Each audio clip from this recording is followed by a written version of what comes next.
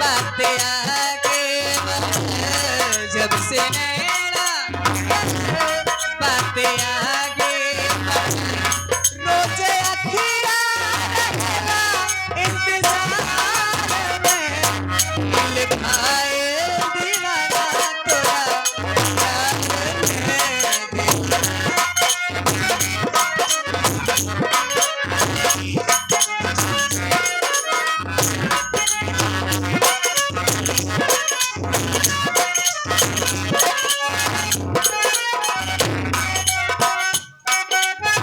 क्या बात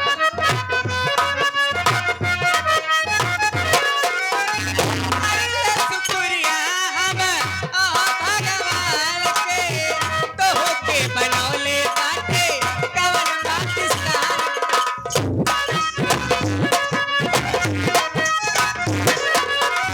अरे शुक्रिया हम भगवान के तोह के बनौले बाटे कवन पाकिस्तान के रूप ऐसा मुझाला देख सूरज ला जाला रूप ऐसा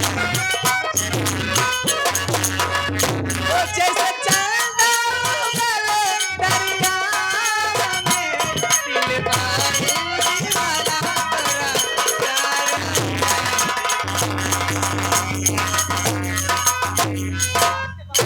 और मैडम क्या बात है मास्टर साहब वो दिल लेके जा रहे हैं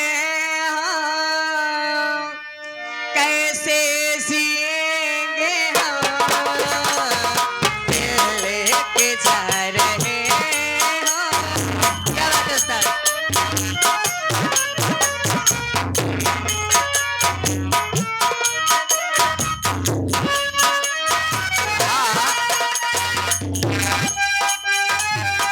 और इधर से आगे मारिया श्रीमान हमारे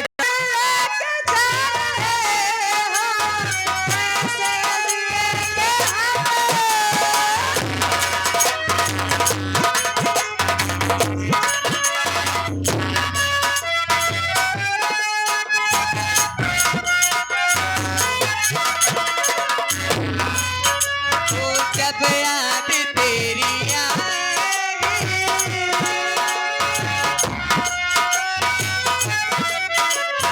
जब याद तेरी आएगी रो रो मरेगा जब याद तेरी आएगी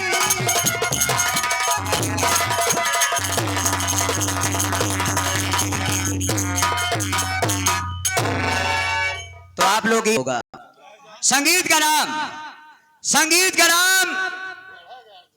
बेरहे बाप हर जाई माई उर्फ माँ की ममता भाभी ने पाई। एक बार और सुन लीजिएगा बेरहे बाप हर जाई माई उर्फ माँ की ममता भाभी ने पाई। एक बार बोलो शारदे मैया की। तैयार हो जाओ मैडम जी। बिल्कुल एक गाना गाऊंगी उसके बाद चली जाऊंगी काफी देर से फरमाइश आई थी बाबा भीमराव अम्बेडकर के गाथा होना चाहिए हमारे प्रधान जी का कहना था। और इधर से आ गए हमारे छोटे लाल यादव जी की। अभी हमारी एक बहन भी बाकी है वो आएंगी सारी फरमाइशें पूरी कर देंगी। मैं एक गीत बाबा साहब की सुना के जा रही हूँ कैसे कहना है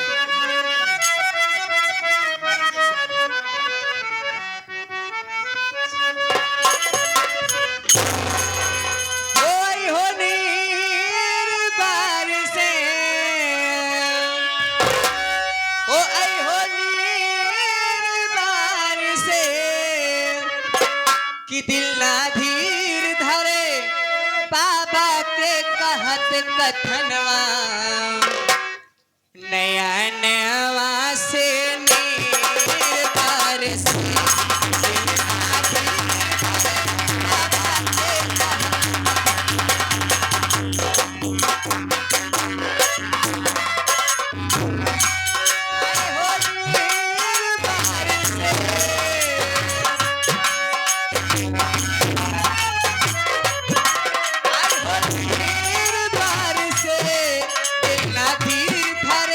बाबा